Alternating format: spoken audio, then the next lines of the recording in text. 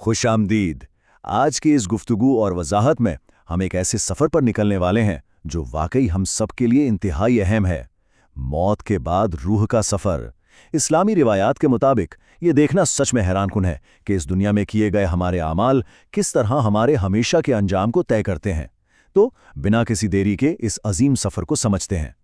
चलिए जल्दी से सफ़र के मुकम्मल नक्शे पर एक नज़र डाल लेते हैं। हम क़यामत के दिन से शुरू करेंगे, फिर हतमी हिसाब किताब, हौज़े कौसर की राहत, खौफनाक पुल सिरात, आखिरी मोमिन का सफ़र और आखिर में सच्ची तौबा की अजीम ताकत पर बात करेंगे।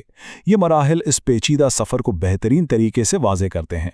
पहला मरहला क़यामत का दिन, एक ऐसी अफरा तफरी जहां दुनिया का हर निज़ाम दरहम बरहम हो जाएगा। जब हम क़यामत की बात करते हैं तो ये मुकम्मल और आखिरी एहतिसाब का दिन है। सोचिए ज़रा, एक ऐसा वक्त जब दुनिया के सारे रिश्ते नाते टूट जाएंगे।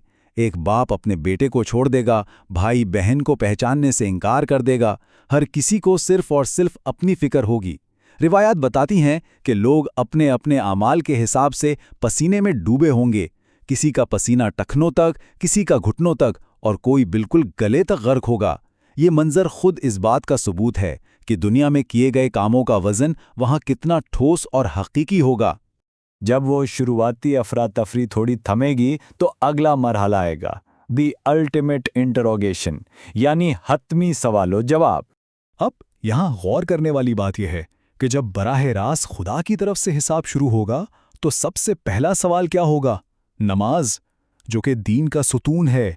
अगर इस पहले सवाल में बुनियाद दुरुस्त निकल आई तो समझिए बाकी आमाल भी आसान हो जाएंगे। लेकिन अगर इस बुनियाद में ही खराबी हुई तो आगे का रास्ता इंतहाई दुश्वार हो जाएगा। ये बिल्कुल वाज़े करता है कि रूहानी बुनियाद का मजबूत होना कितना ज़रूरी है। और यही चीज़ बड़ी खूबसूरती से इस बात को बताती है कि बाकी सवालात हमारी अमली ज़िंदगी से कितने जुड़े हुए हैं। ज़िंदगी कहाँ गुजारी, जवानी का बेहतरीन वक्त कहाँ सर्फ किया, दौलत कहाँ से आई, यानी हलाल थी या नहीं, और फिर कहाँ खर्च हुई, और इल्म पर कितना अमल किया। ये सारे सवाल दरअसल हमारे उन छोटे छोटे रोज़मर्रा के फैसलों का आईना है जो हम इस दुनिया में लेते हैं। इन सवाल जवाब के बाद आमाल को मीज़ान यानी तराजू पर तोला जाएगा। यहाँ वाकई कोई सिफारिश या कोई बहाना काम नहीं आने वाला। अगर नेक आमाल का पल्ला भारी हो गया तो सीधा जन्नत का रास्ता है, लेकिन अगर नेकियां कम पड़ गईं और पल्ला हल्का रह गया तो आगे एक इंतहाई खौफनाक अंजाम मुंतज़िर होगा। इंसान की इस दुनिया में की गई तैयारी ही यहाँ फैसलाकुन साबित होगी।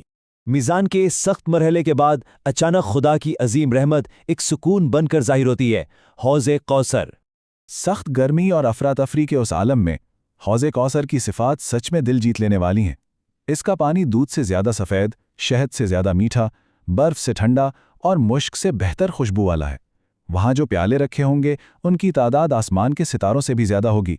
और सबसे खूबसूरत बात बताए क्या है? हमारे प्यारे नबी नेक लोगों को वहाँ अपने हाथों से पानी पिलाएंगे। जो एक बार पी लेगा उससे फिर कभी प्यास नहीं लगेगी। एक मुकम्मल और हमेशा की राहत। लेकिन इस राहत के बाद एक बहुत कड़ी आजमाइश आती है। चौथा मरहला, खौफनाक पुल सिरात को पार करना। ये सफ़र का सबसे दहशतनाक हिस्सा है। पुल सिरात सीधा जहन्नुम की आग के बिल्कुल ऊपर बंधा हुआ एक पुल है, और इसकी हालत सुनकर ही रोंगटे खड़े हो जाते हैं। ये बाल से ज़्यादा बारीक और तलवार की धार से ज़्यादा तेज़ है। इसके अलावा वहाँ फिसलना और नज्द के सदान कांटों जैसे बड़े बड़े कांटे होंगे जो गुनाहगारों को जकड़कर नीचे आग में गिरा देंगे। ये वाकई एक दिल दहलाने वाला तस्वुर है। अब यहाँ एक इंतहाई दिलचस्प और समझने वाला पॉइंट है। इस पुल पर चलने वालों की रफ्तार सबकी एक जैसी नहीं होगी। ये रफ्तार दरअसल इंसान के नेक आमाल की अमली शक्ल होगी। कुछ खुशनसीब ऐसे होंगे जो पलक झपकते ही पुल पार कर लेंगे, कुछ बिजली की तेजी से तो कुछ उड़ते हुए परिंदों या तेज घोड़ों की तरह गुजरेंगे, जबकि कुछ लोगों की रफ्तार सुस्त ऊंटों जैसी होगी। आमाल जितने नेक, सफ़र उतना ही आसान और तेज। यहाँ सच्चे लोगों और गुनाहगारों के तजर्बे का फ़र्क बिल्कुल वाज़े मालूम होता है। नेक लोगों के लिए ये पुल बाल जैसा बारीक रहेगा ही नहीं, बल्कि एक कुशादा वादी की तरह आसान हो जाएगा। वो इतने आराम से गुजरेंगे कि उनके कपड़ों पर एक धब्बा तक नहीं लगेगा।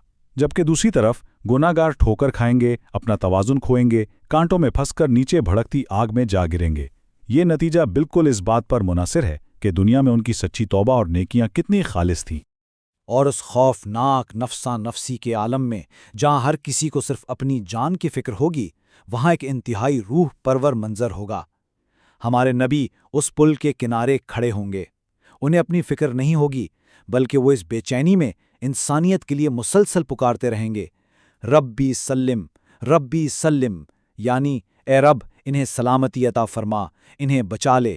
اس قدر سخت وقت میں ایسی محبت اور شفقت کا ملنا ایک بے مثال احساس ہے۔ آئیے اب آگے بڑھتے ہیں۔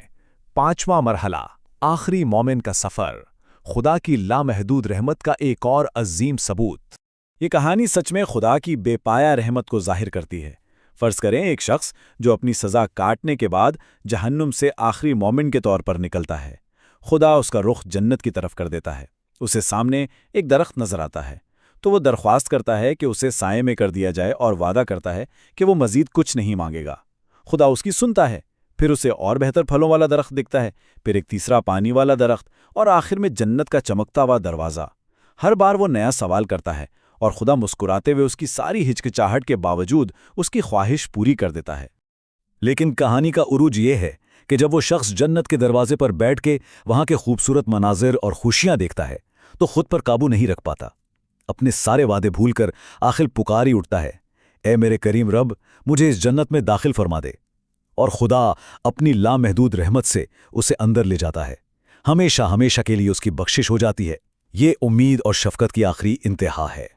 اور اب آتے ہیں اپنے آخری اور سب سے اہم حصے کی طرف، سچی توبہ کی طاقت۔ اس ساری گفتگو کو زمین پر ہماری آج کی زندگی سے جوڑتے ہیں۔ تو دیکھیے، اس عظیم سفر کو سمجھنے کے بعد سب سے اہم اور عملی مقصد کیا نکلتا ہے؟ مقصد یہ ہے کہ آخرت کا انجام کوئی اتفاق نہیں ہے۔ ہمیں اس فانی دنیا میں سچائی اور نیک اعمال کرنے ہیں، اپنے والدین اور رشتہ داروں کے ساتھ انتہائی حسن سلوک کرنا ہے، کیونکہ رائٹس آف پیپل یہاں بہت کاؤنٹ ہوتے ہیں، اور سب سے بڑھ کر دیر ہونے سے پہلے سچی اور مسلسل توبہ کرنی ہے، کیونکہ وقت نکل جانے اور موت آ جانے کے بعد کسی تیاری کا موقع بالکل نہیں ملے گا۔ اس سفر کی پوری وضاحت کے بعد اب ٹھہر کر سوچنے کا وقت ہے، کیا روزمرہ کے معاملات، رویے اور سچی توبہ کا جو معیار ہم نے دنیا میں رکھا ہے وہ واقعی اس آنے والے لازمی سفر کے لیے کافی ہے؟ یہ ایک ایسی کھوج ہے جو ہم سب کو اپنے اندر کرنی ہے، تاکہ جب اس پل صراط پر قدم رکھیں تو راستہ آسان ہو۔ آج کی اس گفتگو میں شامل ہونے کا بہت شکریہ۔